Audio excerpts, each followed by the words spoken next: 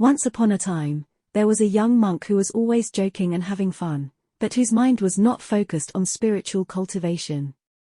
An old monk saw all this but was in no hurry to criticize him. One night, the young monk couldn't control his desire to have fun, so he wanted to sneak out of the temple. However, the temple gates were locked. So he carried a stool over to the wall, climbed on it, and jumped over to the other side. Later, the old monk made a tour of the temple courtyard and saw the stool near the wall. He immediately understood what had happened. He decided to wait for the junior monk to teach him a lesson. The young monk had a surprise when he got back.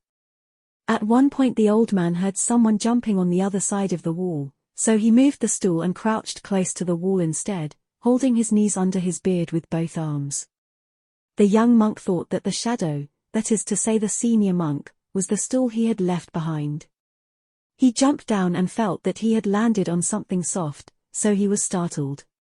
He saw that it was the old monk, so he quickly ran to his room. He threw himself on the bed, waiting for the old man to come, so he could not sleep all night. The lesson. On the morning that followed, the junior monk was restless thinking about the punishment that awaited him. The old monk had a very solemn expression but did not open the discussion. A few days passed, and the senior monk saw that the young monk was no longer as undisciplined as before, but was instead studying seriously the spiritual teachings.